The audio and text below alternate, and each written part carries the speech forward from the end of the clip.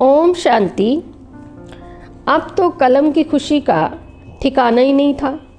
पहले तो वो ब्रह्मा बाबा की स्मृतियों को जगाकर परमात्मा पिता के राजों को स्पष्ट करवाती थी, किंतु अब तो जैसे जैसे संस्था का विस्तार होने लगा, परिवार के परिवार जुड़ने लगे थे, वैसे वैसे हर एक ब्रह्मावश परमात्मा द्वारा मिल रहे सत्य ज्ञान को अपनी बुद्धि में धारण करने के लिए कलम यानी के पेन का इस्तेमाल करने लगा था। मीठे बाबा के दिव्य खजानों को, वरदानों को, एक एक अनमोल रत्न का यथार्थ अर्थ समझने के लिए, उन्हें अपना खजाना बनाने के लिए पेपर पेन लेकर लिख लिख कर याद करने का अभ्यास करने लगा था।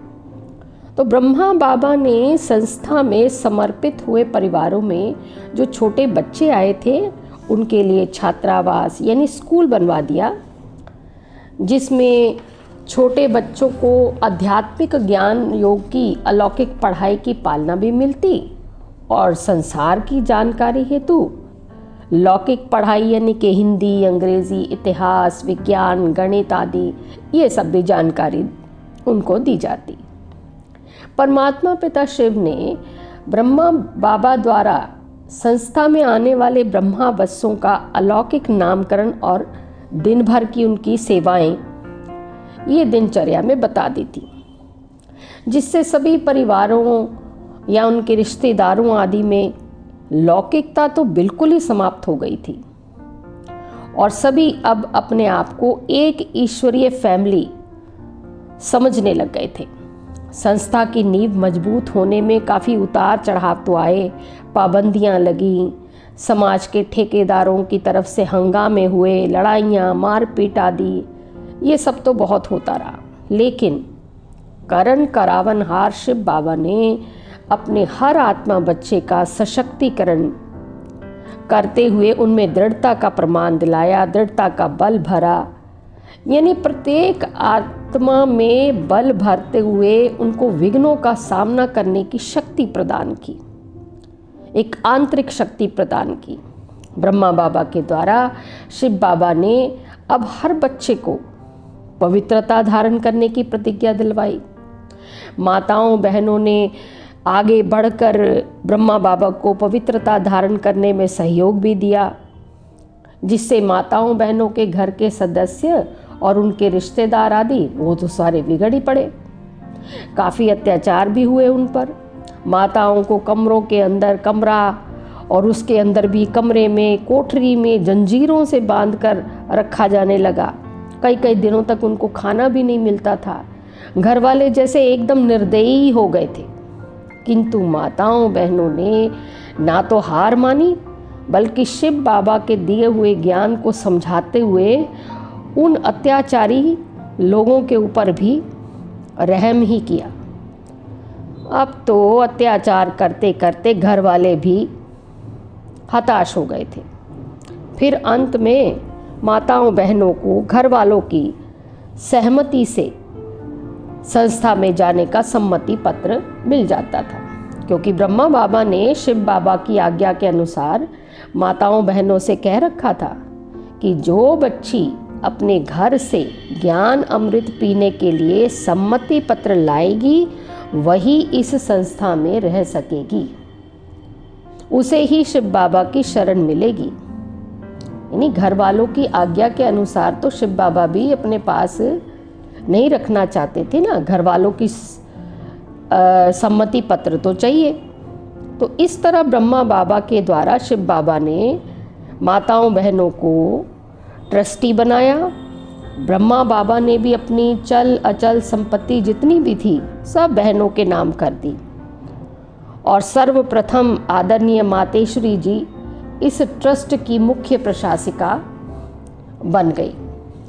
यानी जितनी भी संपत्ति थी ब्रह्मा बाबा ने वो सारी की सारी माताओं के नाम कर दी और मातेश्वरी जी को ट्रस्टी बना दिया, हेड बना दिया। फिर एक दिन एक रामा नाम की कन्या को बाल श्री कृष्ण का मखमली घास पर खेलते हुए का साक्षात्कार हुआ, जो उसे बुला रहा था कि आओ मेरे साथ खेलो, अब जब वो कन्या संस्था में आई तो ब्रह्मा बाबा सामने बैठे हुए थे और सत्संग करवा रहे थे, और रामा बच्ची को ब्रह्मा बाबा को देखते ही फिर वही बाल श्री कृष्ण का स्वरूप उसे बुलाते हुए साक्षात्कार हुआ।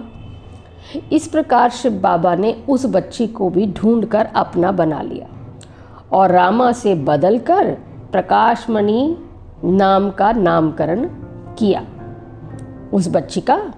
तो आगे चलकर मातेश्वरी जी के शरीर छोड़ने के बाद दादी प्रकाशमणि जी वो संस्था की दूसरी प्रशासिका बनी। फिर तो उन्होंने बहुत सारी सेवाएं की। उन्होंने 7,000 से भी अधिक सेवा केंद्रों का संचालन किया। महात्माओं, महामंडलेश्वरों, जगह जगह जाकर कितने कितने प्रोग्राम, सेमिनार्स करवाए, कितनी कितनी प्रदर्शनियां लगाईं, कितने कितने बहुत सारी सेवाएं जगह जगह जाकर की उन्होंने। म्यूज़ियम बहुत सारे खुलवाए उन्होंने। इस प्रकार एक दिन क्या हुआ कि ब्रह्मा बाबा की जो विवाहित सुपुत्री थी उनको भी शिव बाबा ने ब्रह्मा बाबा के अव्यक्त स्वरूप यानी फरिश्ता स्थिति के लाइट स्वरूप का साक्षात्कार करवाया और कहा कि तुम्हें तो विश्व की आत्माओं की बुझी हुई ज्योत जगानी है, उठो, जागो, सोने का वक्त तो गया। हालांकि उनके साथ भी घर परिवार में परिस्थिति तो बड़े रूप में आई, लेकिन वो भी अपना ससुराल छोड़कर संस्था में समर्पित हो गई। फिर एक दिन संस्था में एक छोटी सी बच्ची आई जिसका नाम शोभा था। उसे ओम ध्वनि के साथ विचित्र से साक्षात्कार होते। शिव बाबा ने ब्रह्मा बाबा के द्वारा शोभा बच्ची का नामकरण भी करवाया और वो गुलजार के नाम से जानी जाने लगी। अब दादी गुलजार का संदेशी का पाठ शिव बाबा ने नियुक्त किया था। और भी संदेश पुत्रियां थीं जो ट्रांस में जाती थीं, माना लाइट के शरीर में जाती थीं और सूक्ष्म वतन से शिव बाबा का संदेश लाती थीं। अतः उसी डायरेक्शन पर फिर ब्रह्मा बाबा अन्य ब्रह्मा बस्सों के साथ मिलकर के परमात्मा पिता का कार्य करते। जैसे जैसे शिव बाबा डायरेक्शन ब्रह्मा बाबा को देते संदेश पुत्रियों के द्वारा, वैसे वैसे कार्य होता। लेकिन दादी गुलजार का संदेश पुत्री के रूप में विशेष पाठ रहा। कैसा रहा? वो वतन में जब जाती तो कभी तो शिव बाबा उन्हें ब्रह्मांड का अवलोकन करवाते, कभी निराकारी दुनिया परम धाम का दृश्य दिखाते और कभी परम धाम में आत्माओं के झाड़ का भी दृश्य दर्शाते।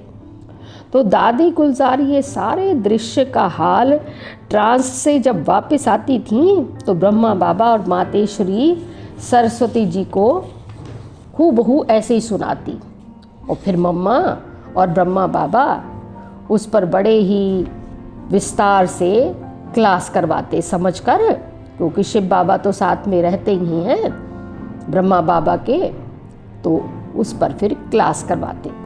तो इस तरह से ये सिलसिला चल रहा था। आगे के भाग में हम सूक्ष्म वतन का एक दिव्य रहस्य जानेंगे। तब तक के लिए ओम शांति।